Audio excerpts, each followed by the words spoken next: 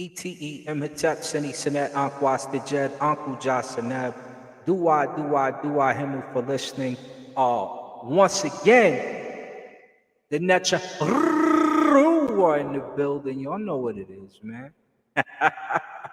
Shout out to my brother Rob Bourne. Shout out to Baba. Goodness, I'm drawing a blank. Y'all know how they do it. Shout out to the ancestor Harry Kafra. Y'all know what it is, man. Today we're gonna start a series. It's gonna be very boring. I ain't gonna lie to you. For some of you, it's gonna be really interesting, but for the average head, it's gonna be a little boring. Why? Because of two things. We're going to cover the Egyptian grammar by by Sir Alan Gardiner. We're going to go over his. We're also going to go over another book of Medu Neter once we finish that one. And we're probably going to go over a couple of books. This is going to be a series where we actually read the books in totality just about, and you can get the lessons. I'll be adding commentaries and doing show hows concerning the work. Shout out to my brother Visa, Nicole Gullah in the building. And we're going to walk this thing all the way through before I start creating classes concerning being a Shemsu Asar, what that means, what that code of ethics is about, so that you can start to separate yourself ethically from some of these other people. You got people telling you you're from Yahweh. You got people telling you you're from this, you're from that, this, that, the other.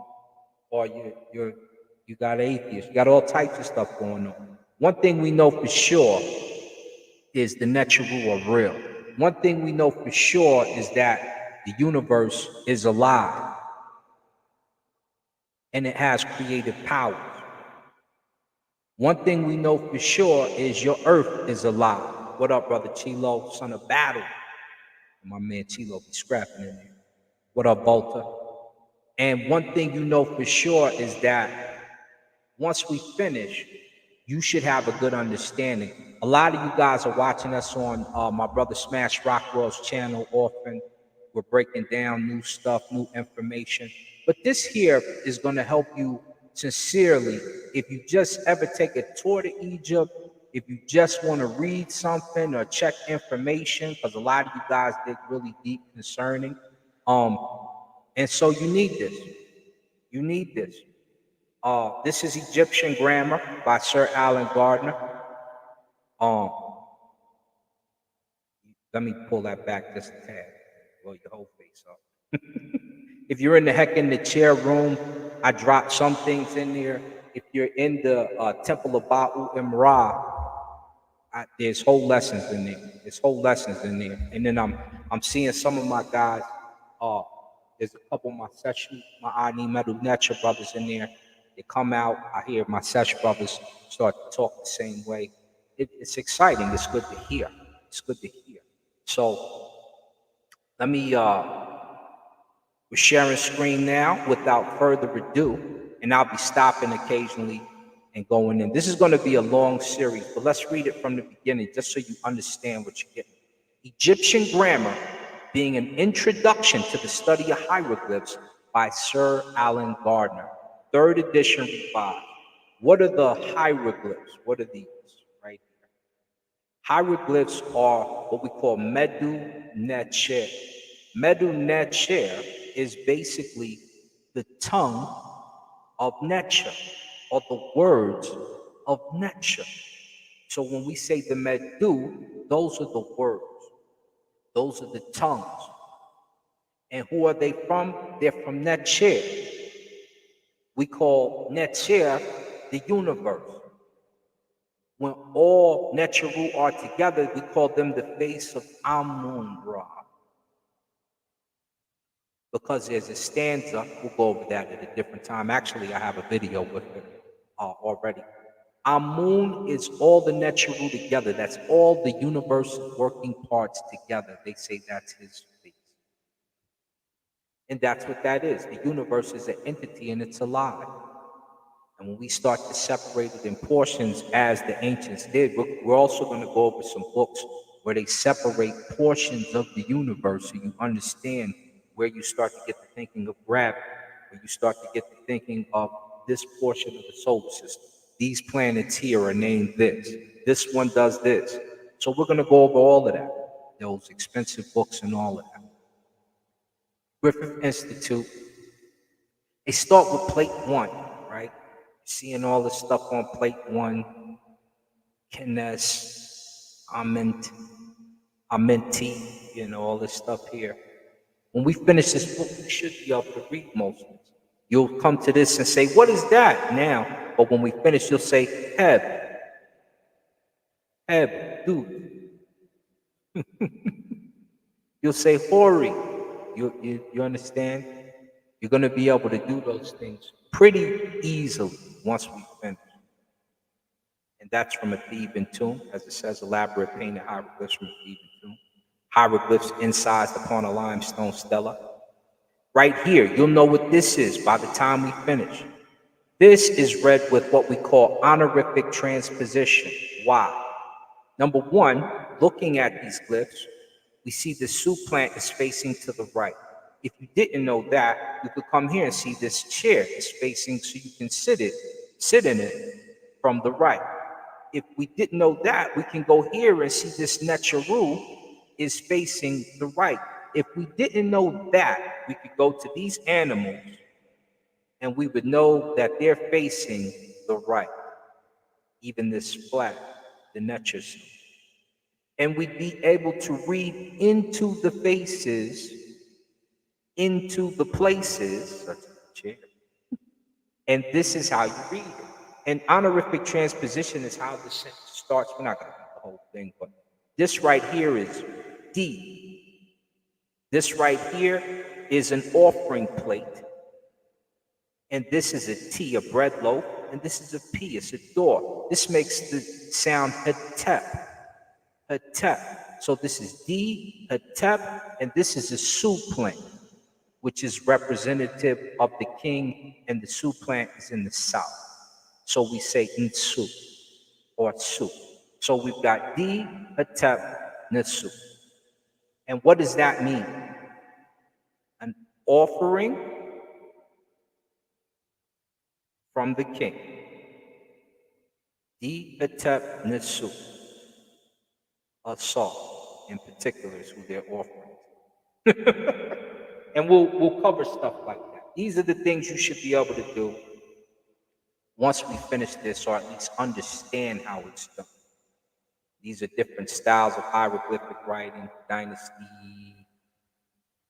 18 right there. Let's get into the book, though. We're going to skip a lot of this. We're going to read the introduction, and these will be in small parts. We're going to read the preface and then hop into the introduction, probably on a different video. Make sure you catch these as we go. Here we go. I'll be looking at the chat once we finish a section just to see if you've got questions. I may edit these together later to make it seamless and more, pertaining to the information, like an instructional. Well, let's begin. Preface to the third edition. The second edition of this work having sold out unexpectedly quickly. It sold out back then. It became apparent that there was still a demand which would have to be met. The problem then arose as to how a third edition could be produced without jettisoning what seemed among the main advantages of its predecessor, namely its relative cheapness. In the meantime, the cost of printing had gone up by leaps and bounds, and the sole practical course, therefore, appeared to be to dispense with the setting up of new pages so far as possible, and to leave most of the changes to be recorded in an extended editions and corrections. So this had to have extended editions, and it also had to have corrections made too. Considerable saving has been achieved by an abandoning and any attempt to bring up to date the biographical or bibliographical references in the footnotes to the introduction, pages 18, 24C. An inevitable defect of the marginal notes, which form so large a part of the work, has been the impossibility, except at enormous expense, of replacing the original citations by others more correct or more easily accessible. For instance, I should have liked to use Anthony's edition of the Hatnu text with greater frequency. More serious has been my inability in general to reconsider my opinions in the light of E. Edel's great Altagyptus Grammatic, number 1, 1955, of Lefebvre's second edition in Cairo of 1950, of Sanders Hansen's Studien zur Grammatik der Pyramidentext, Copenhagen, 1956. He's basically naming different citations he had from these books he would have liked to put in use in this book. And it came at a great expense, right? Of Bergot's essay on a kindred subject published in Chronique d'Egypte for January 1956, and of Westerndorf's Der Gebrauch des Passiv in der Fashion Literatur der Ägypter, Berlin, 1952. That's a German work. In fact, I admit having left my critics plenty of scope for their animadversions. In conclusion, I must express my great inadeptness to several colleagues, above all to Dr. T.G. Allen, not only for his able review in the JNES X28790, but also for a long list of minor corrections. Among others to whom I owe valuable comments are A. Adrian D. Buck, J. Cerny, E. Edel, and H. James. To the Oxford University Press, my debt is immense. Also to the Griffith Institute, which has again sponsored my task with its usual generosity. Let's go to the second preface. Let's see if he's got any valuable information in here at all. Sometimes they don't. But just because this is the Medu Necha, let's see what he has. And he's considered the majesty of it. Let's see what he's got. Between him, Vigus, and Paul. Preface to the second edition, and James P. Allen. The revision that has here been undertaken is more extensive than will appear at first sight. This fact is disguised by the retention of the same pagination as in the first edition throughout the whole of the grammar proper, pages 25 and 421. That retention was desirable for many reasons, not the least being the need for economy. It was clear from the start that photographic reproduction would have to be the basis of the new edition, and that the bulk of the alterations must consist of fresh words and sentences pasted in over the original text. This has involved much time robbing, compression, and counting of letters, but the plan proved feasible, and it has been necessary to append only 6 additional pages, pages 422 through 427, to contain longer passages and new paragraphs which could not be inserted in the way just mentioned. From page 428 onwards, the pagination of the first edition has had to be altered, and in the sign list and the vocabularies which follow it, the layout has needed considerable change in order to introduce fresh matter, though photography continued to be used as the technical procedure. Not a few new words have been added to the Egyptian English vocabulary in the hope that, in the absence of any trustworthy and at present obtainable hieroglyphic dictionary, that vocabulary may prove of greater assistance to the beginner. I have, however, disregarded the Book of the Dead as well as the medical and mathematical texts, partly because these belong to later stages of the student's reading, and partly because here provisionally adequate indexes already exist. Also, catalog-like writings such as the longer list of offerings and the Ramesseum Onomasticon have been ignored. More names of places and deities have been introduced, I'm afraid rather capriciously, but no names of private persons or royalties have been admitted. The expansion of the Egyptian English vocabulary has increased the bulk of the book and consequently the cost of production. In order to avoid further extravagance, I regretfully refrained from serious additions to the English Egyptian vocabulary. which thus remains what it was intended to be at the outset, a help towards the satisfactory accomplishment of the exercise. So he's telling you, he left out, sources like the Book of the Dead, uh, the medical and mathematical texts. He didn't use a lot of those. So, he put a strenuous work in here, but there's certain things that, you may find more things if we go study those, in particular to see just how extensive the syntax, the sentence structure may be, because it may be different for medical than it is for prayer. It may be different for prayers than it is for something governmental that they write. Just so you know, he left those out, right?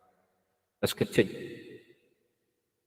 The preliminaries have required to be reprinted almost in their entirety, having discovered that neither pupils nor teachers make use of my elaborate content. So in schools, apparently, they're skipping over the main parts of this, right?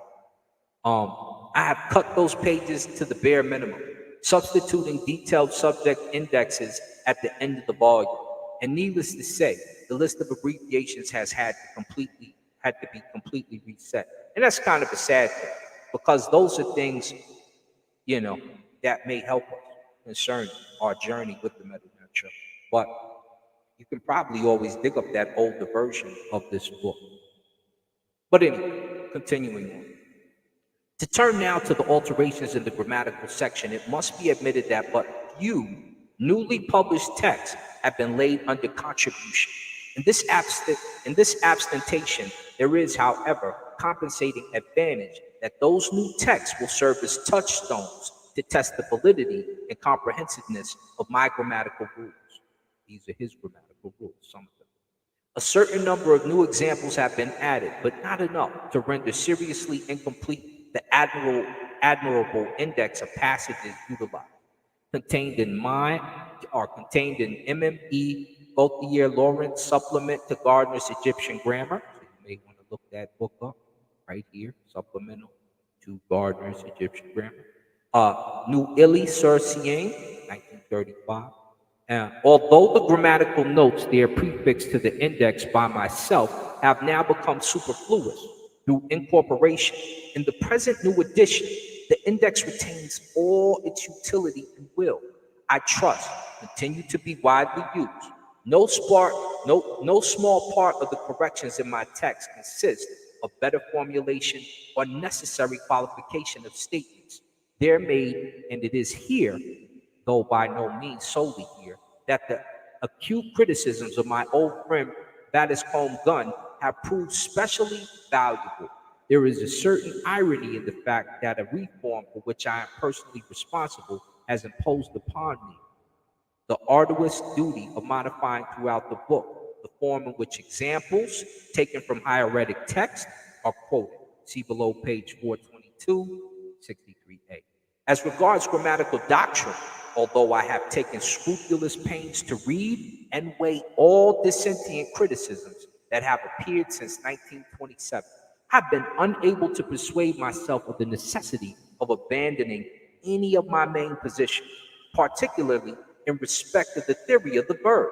I've replied in recent review, JEA 3395 FF. That's the Journal of Egyptian, I think, Archeology. In fact, I think we read some of that the other day. I was reading Wilkinson's letter on our brother Spanish show.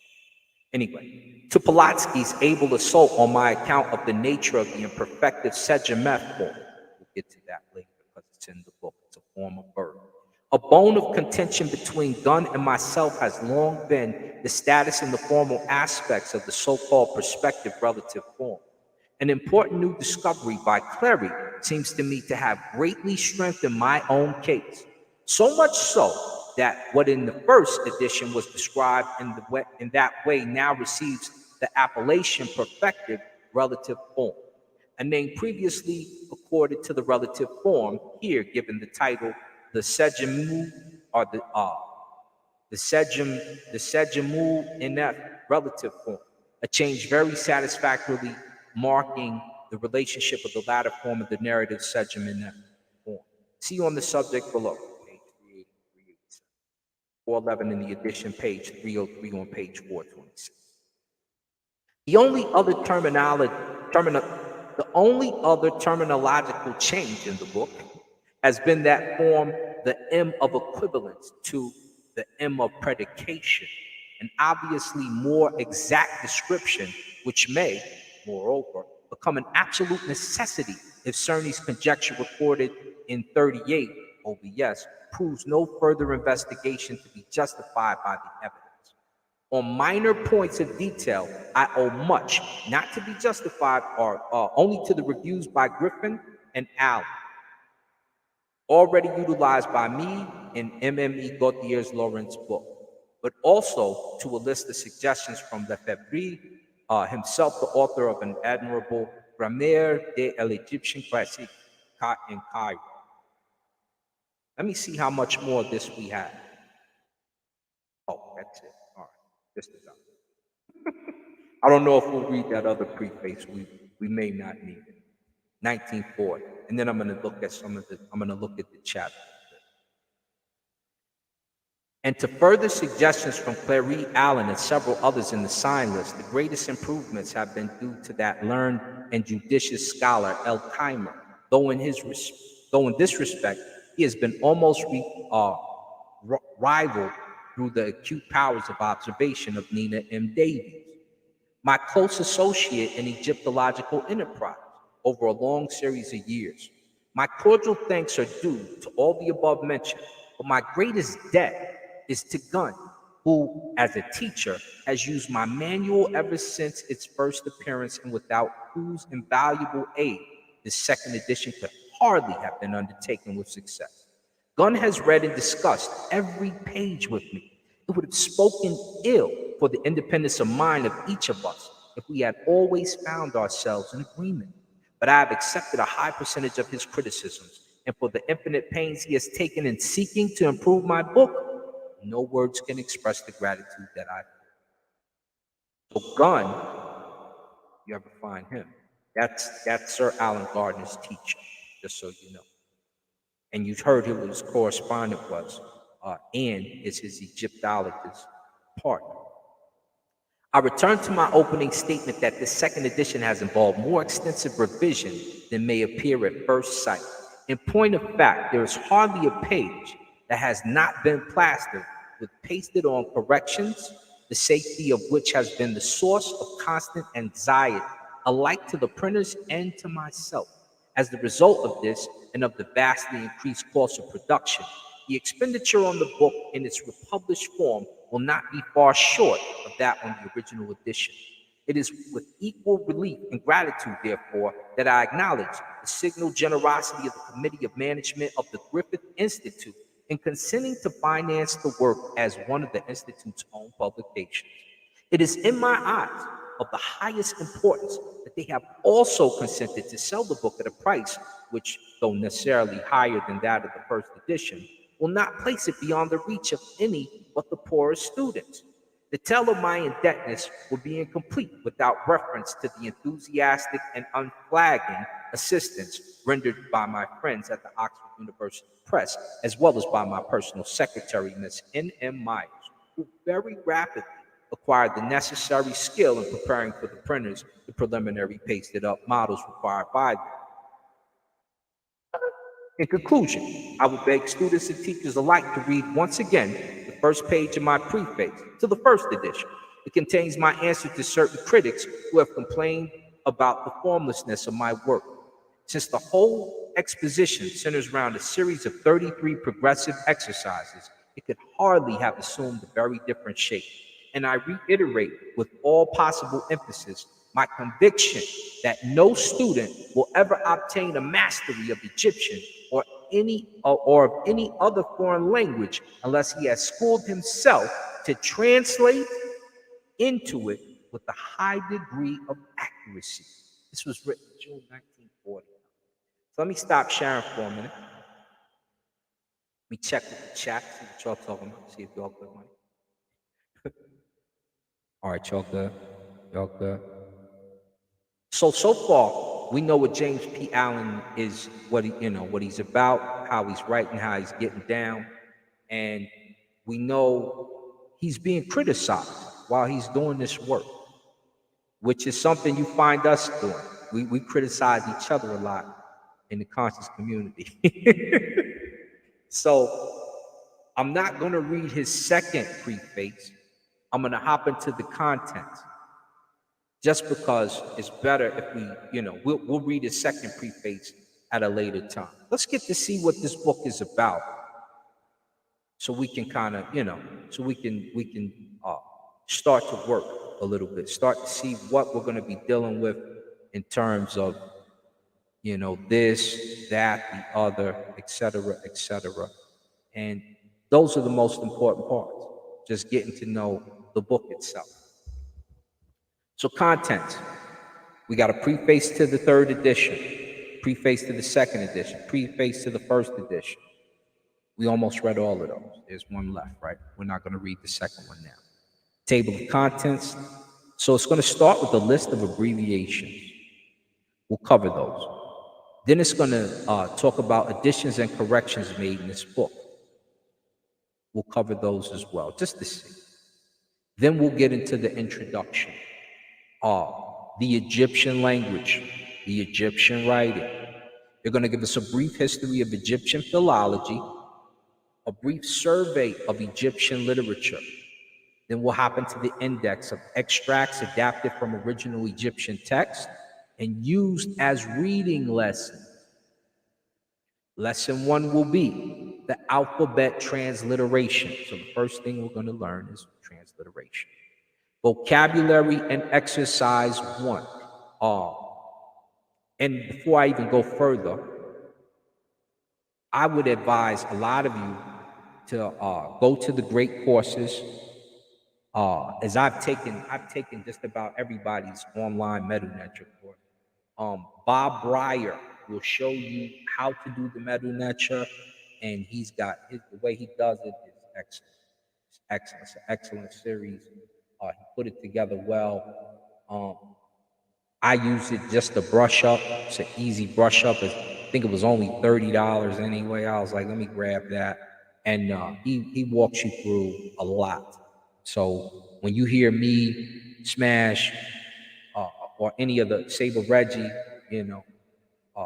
Shaka and Bubu Kemen, if you hear any of us that discuss Medu Netra, or any of my Seshu Ma'ani Medu Netra brothers talking, that class and course will make this a lot easier for you. When you hear us discussing certain things, you'll be able to relate back to a particular rule. You'll be able to sound, simple stuff. Well, let's keep going. Lesson 2, ideograms, determinatives, verbal and nonverbal sentences. Vocabulary and exercise 2. There'll be that. Lesson 3, biliteral signs, suffix, pronouns, the M of predication, and several other things. Give me just a moment. Hello. Hey, Dylan. It was good.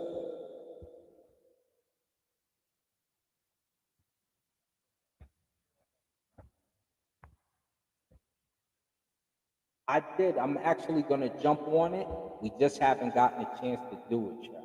So I'm I'm doing a course right now. Teaching a course. Give me just a few. I believe by the end of this week, I'll probably go on and grab that.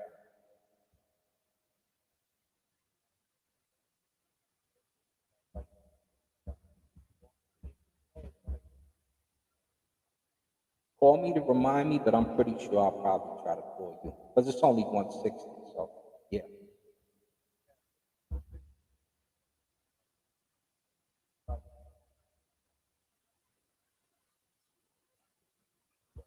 Okay. Gotcha. We'll sit down on it for sure. Like I said, I'm doing a course. I'm gonna call you as soon as I can right after. All right. Thank you, D.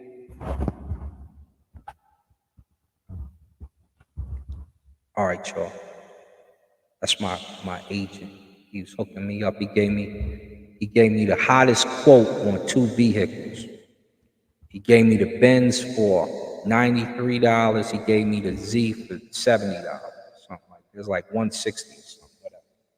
I was like, yeah, we're gonna get that. Let's get back to it. Lesson 3. Biliteral signs, or I'm sorry, vocabulary and exercise 2. There's going to be an exercise 2 there. You see it? We're going to do all these. So just know, this is your syllabus for the class, ladies and gentlemen. It's your college course. Lesson 3, biliteral signs, suffix pronouns, the M of predication, the Sejameth verb form. Vocabulary and exercise 3.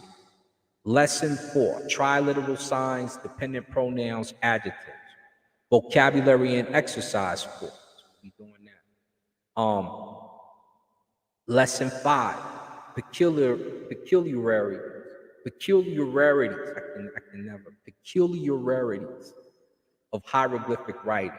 Independent pronouns, word order, the Sejameth verb form. Vocabulary and exercise 5. Lesson 6, nouns and adjectives.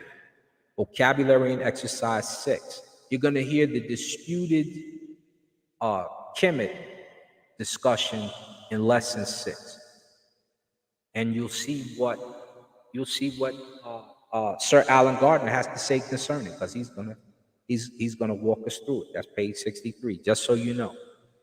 Lesson 7, syntax of nouns and pronouns. Vocabulary and exercise 7.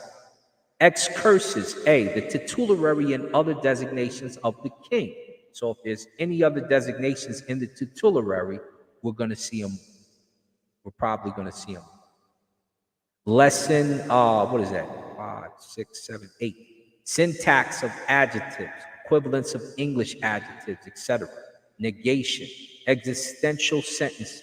So syntax is basically the formation of the sentence. You're going to see why it's necessary to see a syntax before you can determine what an adjective is sometimes, before you can determine how a noun is, etc., etc. All of that will be in there. Vocabulary and exercise 8. Then we'll go to lesson 9, demonstrative adjectives and pronouns. Possessive adjectives, sentence expressing possession, vocabulary and exercise 9. Lesson 10, sentence with adverbial predicates. Vocabulary and exercise 10. I'm just going to run through the last of these because you can see it. You see what's going on. You see exactly what we're going to do. Lesson 11, sentence with nominal or pronominal predicate. Vocabulary and exercise 11. Lesson 12, sentence with adjectival predicate. And of course, the exercise. Lesson 13, anticipatory emphasis, prepositions. And of course, vocabulary and exercise. Lesson 14, prepositions. So this is going to continue this here because we got prepositions, vocabulary, and the exercise here. You're going to get it continued in lesson 15. And of course, vocabulary exercise, lesson 15. Or 14, pardon me. Lesson 15, subordinate clauses, noun clauses. Vocabulary exercise for 15. Lesson 16, relative clauses. And of course, a vocabulary exercise. Lesson 17, adverbs, adverb clauses. Excursus B, the formula of offering employed in the funerary code. So you're going to learn how to give the prayer. You're going to learn how to do the offering. Once we get to page 170. Lesson 18, direct and indirect speech, non-eclectic particles. Vocabulary exercise, of course. Lesson 19, eclectic particles and interjections. Of course, the exercise. Lesson 20, numbers, weights, and measures. And of course, we'll do an exercise. And when we get into that, we're probably going to see We're probably going to get into the calendar a bit. I'm gonna get into the calendar a bit. I'm gonna see how much he has in there because I've never read this book all the way through.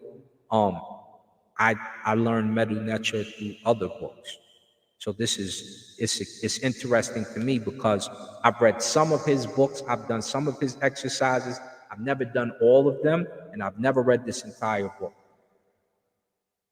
But I do know other exercises that I've got from learning Medu Neter.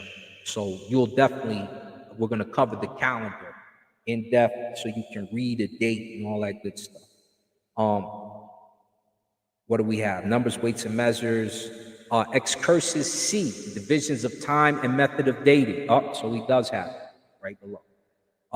But we're still going to cover it in depth the way I learned it, just so I know you guys have it. Lesson 21, the verb introductory, the verb classes, voice, mood, and tense terminology. So you'll be able to tell when they're tripping and flipping on each other. The infinitive, lesson 21. Vocabulary exercise, of course. Lesson 2, the old perfective in an exercise. Lesson 23, the pseudo-verbal construction. Vocabulary exercise right after. Lesson 24, the imperative, the negatival complement, the negative verb, and other modes of negation. And of course, an exercise. And then the particles, the segimeti fee form. Lesson 25, uses of the participles and of the segimeti fee form. Lesson 26, syntax of the participles and of the segimeti fee form, the relative forms. Lesson 27, special use of the participles and relative forms, the segimet F form. Vocabulary and exercise, of course. Lesson 28, the suffix conjugation, the segimen F form. I hate Roman numerals because you always got to count. I'm like, 25, X and X is 10, the B's are 5, you know what I'm saying? It's like, it's crazy. Lesson 29, the passive segim form, the segim form, the segim NF, and the segim kata, and the segim kata forms. Parenthetic phrases for said, he, etc. This way, when you're reading it, you'll be able to discern for yourself. He said, she said, I said the king. All that good stuff will be in there. Lesson 30, segiment form, the imperfective segiment. Lesson 31, the perfective segiment form. Lesson 32, compound narrative verb forms. The auxiliary ayu, the auxiliary winin, the auxiliary aha, other auxiliary verbs, concluding remarks on the suffix conjugation. And you guys see me reading stuff like this here. I know this because I know the phonetic signs for it. I know the phonetic palette. So this is ah. And I'll probably point you guys to something as this concludes, because we're also going to read Daniel Selden's, and we're also going to read some other things that I just, I find that it should be on the internet. It should be, a bookmark for somebody who wants to know these things, and you guys in particular should have it. Simple as that. Before I start to make the lessons, the newer lessons anyway. There's already some lessons, the newer. Appendix A, the vocalization of Middle Egyptian. You always hear, this is not a spoken language. Remember, Coptic is the last form of it. It's still spoken to a degree. Appendix B, the transcription of Egyptian proper names. List of hieroglyph signs for man and his occupations, woman and her occupations, anthropomorphic deities, parts of the human body, mammals, parts of animals, birds. The reason he has these in here is because when you go to an Egyptian dictionary, what you're not going to find is everything in alphabetical order. It'll be alphabetically ordered about 10 times throughout the book. So it'll be A, B to X for mammals. Then it'll be A to Z for anthropomorphic deities. Then it'll be A to Z for birds. And so you'll find yourself kind of hopping through a dictionary, confused a little bit if you don't know that. And we'll cover those things once we get to them. What's left in here? What you got? What else you got for parts of birds? These are going to be just the different parts. Amphibious animals. This is what I'm talking about. When you go into a dictionary, you see all these, you'll go into crowns, dress, and staves. It'll start with A to Z about crowns, dress, staves, etc. Then you'll go to warfare, hunting, and butchery, and it'll start from A to Z for warfare, hunting, and butchery. That's how the dictionaries are set up. Then, what's important as well, we'll cover strokes, signs derived from hieratic, and geometrical figures. These will help you to read plurality, duality, and singularity. Index to the sign list, a selection of signs grouped according to shape. Egyptian English vocabulary, English Egyptian vocabulary, indexes, grammatical and orthographic, and general information is all going to take place. There's a list of abbreviations, and these are from different books that you can get that Gardner will make reference to on our journey through, on our journey through his book of grammar. And you can see stuff like here. He'll refer to the admonitions of an Egyptian sage from Leipzig. So if you see ADM, he's referring to that. ADJ is an adjective, obviously. AEO, Alan H. Gardiner, Ancient Egyptian Onomastica. You'll want to see all 3 volumes in order to understand something. He might put AEO next concerning, right? The Stela of Amenhotep II at Amada, published by C.H. Kuntz. So and all these books, this is another thing I tell people. I used to tell them, go to the footnotes and go dig up those books, right? When you see these right here, you see all these names of books, go dig these up. Where do you go? A place like here. What is this? Let's go take it. That is from Wilkinson. We'll back up. What is it?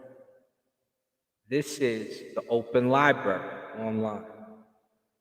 Because a lot of these books are open. Internet Archive right here. Go here. Get these books. You'll also see me reading these, Journal of Egyptian Archaeology. Because in these journals, we get the excavations and different things of that nature that tell us what they've seen in the report first. And when you get it first, you can see how it's changed over the years when you get the newer books. A lot of times, as you can see, it's important to have the old books in order to understand what's happening in the newer books, whether they did something good or they did something bad concerning the text. So I'm gonna stress those, right?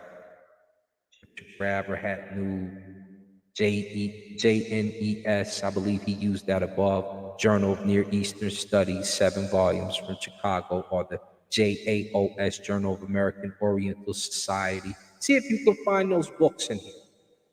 The best way to do it, you take the name right here and you put it here in your search bar and then type .pdf, just like you see that right there. See if it pops up. See if it pops up for you. All of a sudden, you'll have a digital book collection that's out of this world. Similar to mine, because I got at least 10,000 books. At least. At least 10,000. This is the additions and corrections. I don't think we're going to read these. I think we'll read those later. Or what I'll do is just, we'll add a section. Actually, we will read these. because these are important. And there's about 3 of these we're going to go through. I'm going to go through. There's another linguist who's really awesome with the work. We'll read his book as well. We'll stop this first video here. When we pick up, we'll either be here for the introduction or we'll be here at the beginning of the additions and correction. So one or the other. Brother Chilo, my brother, y'all have any questions before we shut this first one down at all? Any questions? Going once. Might take you a while to type. I'll give you some time to type. Going twice.